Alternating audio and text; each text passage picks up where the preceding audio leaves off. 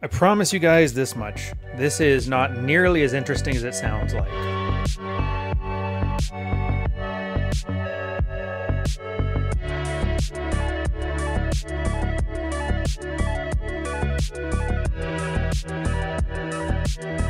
Welcome.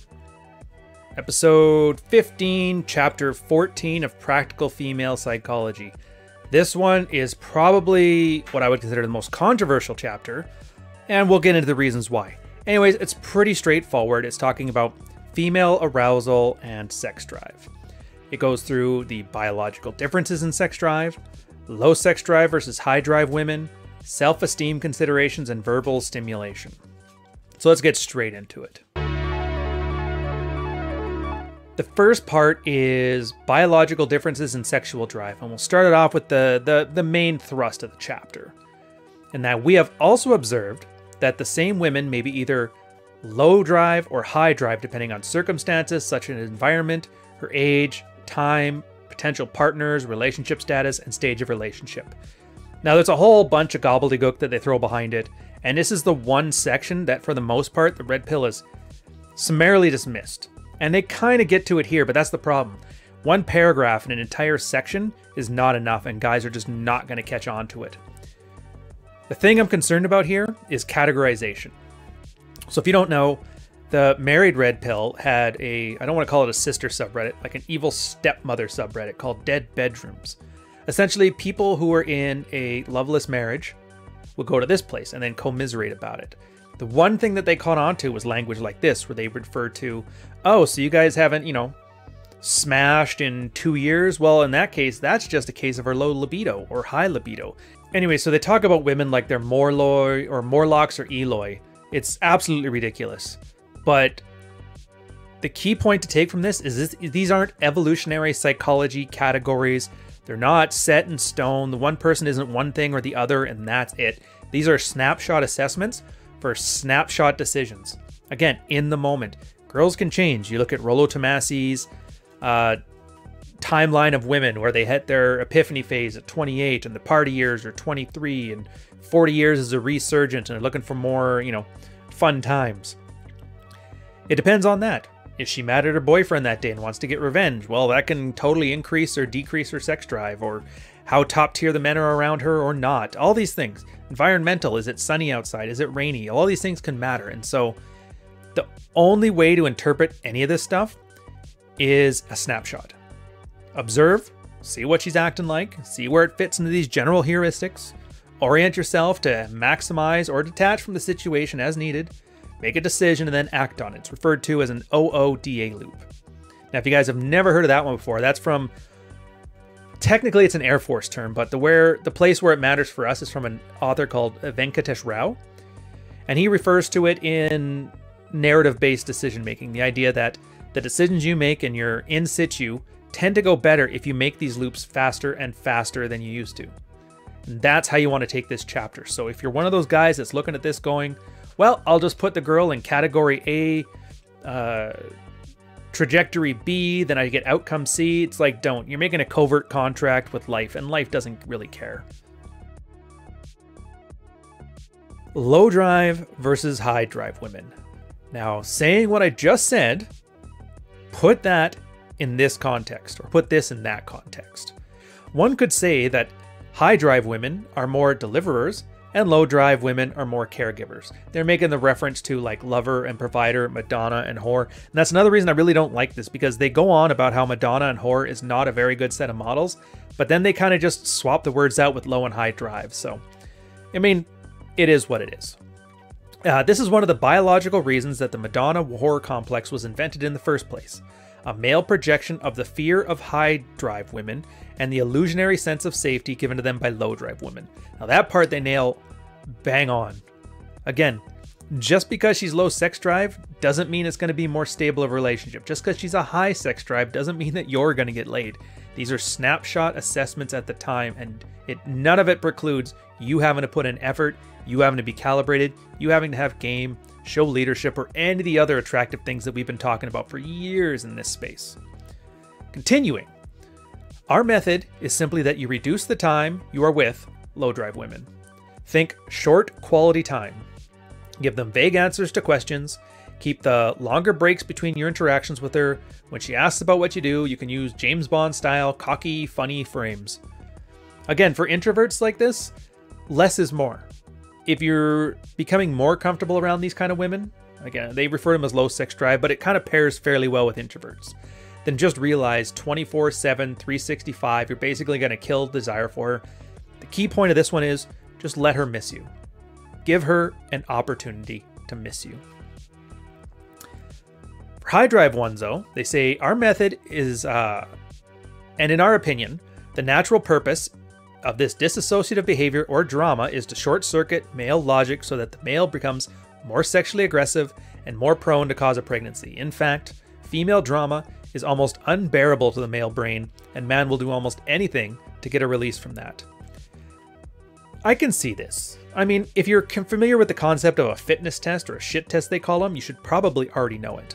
A girl basically using her version of a neg on you just to see if you're going to react like a little bitch to it. And if you can take her jest with a little bit of laughter, because, I mean, it's just a tiny little girl, what's she going to do? Fight you? Pretty sure you can take her, and if not, well, I think game is the least of your problems at that point.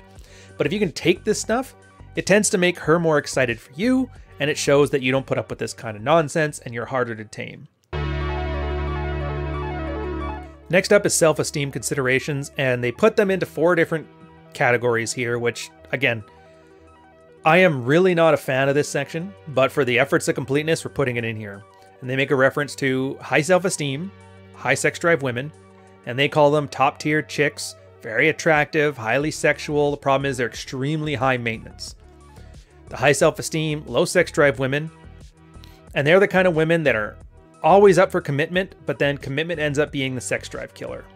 Then they talk about the low self-esteem, high drive women, which is just crazy chicks, and the low self-esteem, low drive women. And these are what they call the man haters, the BPDs. I think they make a reference to the political types that we had talked about in the earlier chapters. Again, this is exactly what they said not to do, and I'm kind of annoyed that they did that. I am very surprised in the editing process they didn't pick out this glaring contrast between their words earlier and their words later. I would be perfectly comfortable disregarding all of this stuff, because I guarantee you, at some point in a woman's life, she has been each one of these 4 categories. In fact, a lot of women have probably been all 4 of these categories within a span of a couple days. It's just emotions, and emotions are as fleeting as the winds. So yeah, if you find out you're with the 9s and 10s bro, and she's constantly wanting to have like an extravagant quality of life because she's used to Instagram sheiks taking her out on dates, then just realize you're in for a wild ride, but it's probably going to be expensive. And for most guys are like, I don't want to deal with that nonsense. Save that for the international jet-setting playboys. And if that's you, fill your boots. And if you're buying a course from that guy, well, sucks to be you, because you're the next mark. For the ones that really like commitment, they're good girls, you go to the same church, but then you get too familiar, too comfortable, and then the sex drive tapers unless she wants a baby. Obviously, some of the same rules apply. Don't be overcommittal. Don't offer too much comfort. Again, this is not the way they worded it, but it's the way that we've found by replicating the process hundreds and hundreds and hundreds of times. If you want your girl to be into you, a big part of it over the long term is having her not see your stupid ass every day. Now, obviously I'm doing this video during the COVID quarantine in the worst city in the world about doing their little quarantine, so it's difficult here, but you do with what you can. Sometimes it's just a matter of, I don't know, maybe take an extra 20 minutes in the shower just to hide for a bit. But any amount of mystery is a good thing to avoid these kind of scenarios. Again, with the crazy chicks and the BPD girls and the man haters, high sex drive, it may be good, and if you don't have a lot of abundance, yeah, this crazy girls are probably a lot of fun. And for a lot of the lessons you're going to learn there, you're most likely going to have to learn them the hard way. Like, I've seen this 100 times where some guy, either on the ship when I was sailing or with the Married Red Pill, would talk about this crazy chick and how she's great, she's not like the other girls, and the sex is amazing, and they don't know what to do, and everybody tells them flat out, she's crazy, she's going to do something stupid, get away from her. And every single guy is like, no, I would rather learn this the hard way. So get it out of your system, do it early, and do it before you have a pet at home that she's going to try to stab to get back at you. Just saying. The last one, the low self-esteem, low drive women. Basically, if you've seen a Karen, you've seen one of these types. They're angry, they're bitter, They have a chip on their shoulder. Men ain't shit. Where have all the good men gone? I could go on and on and on. And to be fair, for most guys who are in the anger phase, you're definitely familiar with this one because every example of stupid broads doing stupid women stuff comes from this category. A good example for that is the sister subreddit of the Red Pill, female dating strategy. And to be fair, it's not worth it. They're just an endless pool of toxicity. And if you're following the 48 laws of power, flat out says right there, avoid the unhappy and the unlucky. And to be fair, these type of girls are absolutely both. Verbal stimulation is what comes up next. If you remember before, we talked about rich use of verbal language. Girls use language to build rapport. They use it to build sexual attraction, emotional investment. They also use it to hypnotize guys. So like it or not, girls love language. To quote here though, nature, however, has been cruel. It is not natural for most men to be so verbally descriptive. If a man is too verbally descriptive with a woman on an ongoing basis, this will eventually lead to the emasculation of the man or the perception that he is a, well, a little light in the loafers. In fact, such a man will tend to become more and more submissive as he agrees to verbally and emotionally open himself up to the woman. There was a great Married Red Pill post on this one. Understand womanese, but speak in Manglish. Language is a double-edged sword. Obviously, you need some level of it. Men are supposed to be mysterious, that's true. Women are supposed to be more verbose, that's true. But being able to use language selectively makes you more attractive over the long term. Again, that I just want attention, sometimes just talking, sometimes just letting her complain about her day. Put boundaries around it, sure. That's the understanding and speaking in Manglish part. And understanding that if you do too much of it, you end up becoming her friend and you talk yourself basically out of any lover dynamics there. So just be aware. Language is useful to a point. It's like water. Not enough of it, you'll drown. Just enough of it, you're satiated. Too much of it, you're flooding. Charles Bukowski, Jordan Peterson, Neil Strauss. I like these guys. Since she offers, wink wink, a potential chance at sex, he sticks around.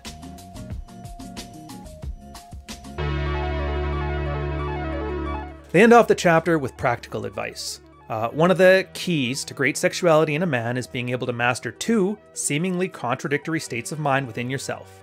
For one, you need to be fully conscious of the signals the woman's body and mind are giving off in order to calibrate your movements and pace. On the other hand, acting like a subservient wuss who is only concerned with her pleasure and ignorant of his own body is a sexual turnoff to most women. Therefore, what you need in the bedroom, as anywhere else in life, are the qualities of a leader. A leader in this context is somebody who is aware of his own body and his own pleasure and will take what he wants when he wants it, but at the same time sensitive to the needs of his partner, who also has a need to be pleased. I mean, calibration is the key of what he's talking about here. Now, this is more than just, who gets the O first. That's not what we're talking about. There's a common misconception, and this is because of the large evangelical, Christian, traditional, conservative wannabe types in here that think leadership is just about working harder at your job or all those weird beta traits, but it's kind of a bigger deal than that.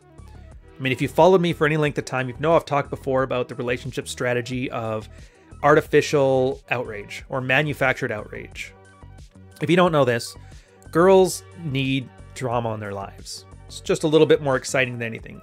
They need drama in the same way you need either a video game or a beer after work or whatever. Knowing this, you can take a leadership role. Normally what guys do is they just sit there, try and make their lives as easy as possible. The girl brings some drama to their doorstep, throws it at their lap, demands they deal with it. The guy absolutely hates it, lashes out, gets angry. She gets mad at him for ruining her drama, and then they end up with a dead bedroom in a couple years. That's the one way.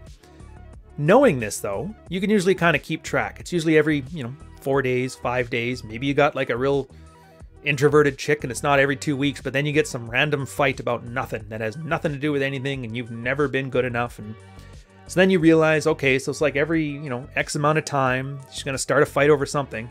I'm just going to go with that length of time and pick some fights over something that I don't care about. No reason. Just get mad at her for leaving the toilet seat up or leaving the toilet seat down. Get mad at her because she put the toilet paper the wrong way. She overcooked the chicken. It's controlled anger, and you don't really care, and you bring that energy up, and you bring the drama up, and then you just stop. All right, yeah, it's over. I'm over it. really frustrating too. I wanted a fight. Well, the fight's over, but that's the point. Nobody really considers goofy stuff like this leadership. They think it's playing around. But by taking a leadership role over your girl's emotions, not only can you have a happier, healthier household, but you're more proactive with the drama that she's already going to need. So then she can get it out of her system, she gets happy, and you make none of the stupid mistakes guys make where they get mad, they get irritated, they eventually avoid their woman altogether and just go drink with their friends after work instead of coming home. All that stuff. Again, another great example of leadership. May not necessarily be monetary either, because if you've read through, Ian Ironwood has a great post called The Praxeology of the Dominant Male. From a societal standpoint, it's not really going to be an option. Girls are going to school higher levels than guys ever did. Girls are increasingly earning more money, and I think it's, last I checked, 40% of women in the household are now the primary winner, which means either earning more or earning all the income. Now, traditionally, guys were the ones earning the income, and they use that to establish dominance within the relationship. We've also established that over time, male-dominated relationships tend to be the most stable over the long term. You can put a moral framework around that. I don't really care. That's not the point. The point is that's what's worked, and that was how we managed to get it to work. Now you take this change where women are now starting to earn more, and the guy understanding that male-dominant relationships tend to work better. What do? Well, for red pill mind, you just abandon economic input as the way to establish dominance. And again, manufacturing outrage is a small little strategy in your toolbox of leadership, but all those together.